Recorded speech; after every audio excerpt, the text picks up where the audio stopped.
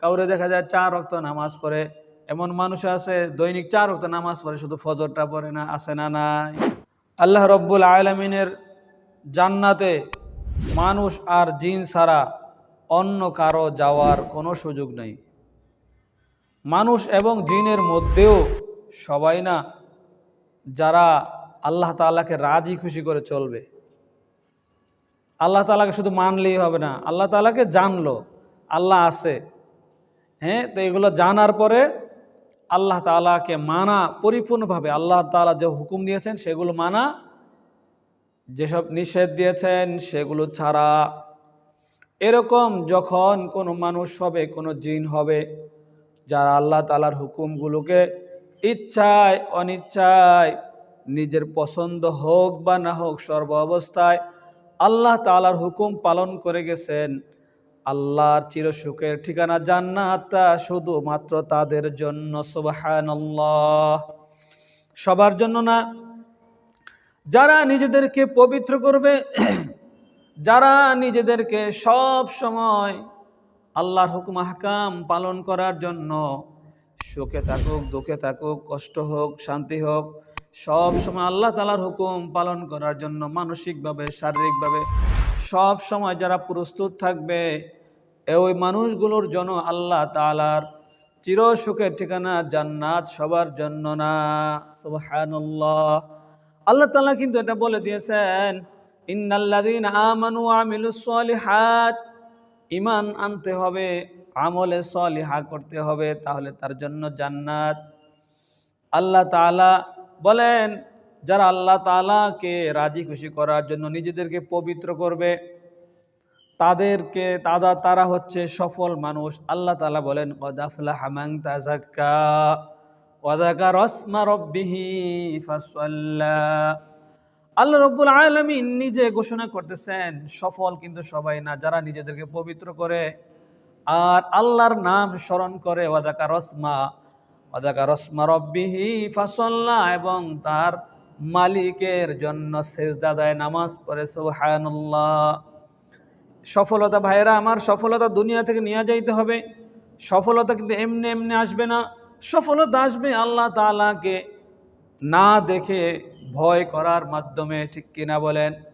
ওয়ালিমান খাফা মাকামা রাব্বিহি জান্নাতান, যারা আল্লাহকে ভয় করবে, আল্লাহ 2টা জান্নাত তাদের জন্য রেডি করে রাখবেন। সুবহানাল্লাহ। ভয় বলতে পারেন, এখন ভয় কিভাবে করব? আমরা তো ভয় পাই মসজিদে নামাজের সময় ভয় পাই, সবাই না, কিছু কিছু মানুষ আছে একটু আল্লাহ তাআলার টুকটাক ভয় আছে।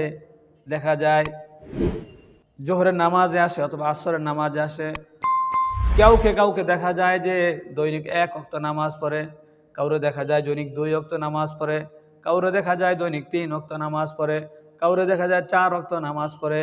এমন মানুষ আছে দৈনিক 4 ওয়াক্ত নামাজ পড়ে, শুধু ফজরটা পড়ে না, আছে না নাই? আছে। আল্লাহ তাআলারে ভয় করে, আদা মাদা ভয় নিয়া যখন আপনি আল্লাহ তাআলার কাছে আদা মাদা করবেন, জান্নাতও আদা মাদাই হইব। কিয়ামতের দিন যারা নিম্ন স্তরের জান্নাতি, তারা কিন্তু উচ্চ স্তরের জান্নাতীদের জান্নাত দেখে অনেক আফসোস করবে, আহ, দুনিয়ার মধ্যে কেন আমি আদা মাদা দিন পালন করলাম, অর্ধেক কেন আল্লাহ তাআলাকে মেনে চললাম। পরিপূর্ণভাবে আল্লাহ তাআলাকে মেনে চললে আজকের এই জান্নাত, উচ্চ জান্নাত আমি পেতাম। এরকম মানুষের মধ্যে কিন্তু আফসোস তৈরি হবে ভাই। দুনিয়ার মধ্যেই তো আমাদের অনেক আফসোস হয়ে যায়। একসাথে পড়াশোনা করছে, এক স্কুলে পড়াশোনা করছে, এক এলাকায় থেকেছে, দেখা গেছে কেউ একজন বড় চাকরিজীবী হয়ে গেছে, সরকারের 1ম শ্রেণীর কর্মকর্তা, আর কেউ একজন 8ম শ্রেণীর কর্মকর্তা, 10ম শ্রেণীর কর্মকর্তা। কারো বেতন 10,000 টাকা, কারো বেতন 1 লাখ টাকা। তখন কিন্তু আফসোস করে, আহ, ওই যে যার বেতন কম সে কিন্তু আফসোস করে, ওই বড় বেতন যার, ওই দোস্তের মতো যদি পড়তে পারতাম তাহলে আজকে বড় বড় বেতন পাইতাম, সরকারের পক্ষ থেকে গাড়ি পাইতাম, আরো সুযোগ সুবিধা পাইতাম। দুনিয়ার মধ্যেই কিন্তু আফসোসের এই বিষয়টা আমাদের মধ্যে আছে না নাই বলেন? আছে। জান্নাতের মধ্যে এই আফসোসের ব্যাপারটা কিন্তু অনেক বড় হবে, কারণ দুনিয়ার সফলতা আপনার অল্প কয়েকদিনের জন্য, জান্নাতের সফলতা, জান্নাত লাভ করার সফলতা আল্লাহ বলেছেন যালিকাল ফাউজুল আযীম, এটা হচ্ছে যারা জান্নাত পাবে তাদের জন্য অনেক বড় সফলতা। সেখানে কিন্তু এই চাকরি, ওই সুযোগ সুবিধা কোনোদিন আপনার থেকে হারাবে না। সুবহানাল্লাহ বলেন সবাই। দুনিয়ার মধ্যে বড় চাকরি পেয়েছেন, দুনিয়ার মধ্যে আপনি শিল্পপতি হয়েছেন, আপনি মারা গেছেন, সব দুনিয়ার মধ্যে রয়ে গেছে ভাইরা, এগুলো আপনার আমার সাথে কিচ্ছু যাবে না। আর আখেরাতের জীবনে আল্লাহ তাআলা আপনাকে যেটা দিবে এটা কিন্তু ভাইজান কোনোদিন আর আপনার থেকে যাবে না। সুবহানাল্লাহ।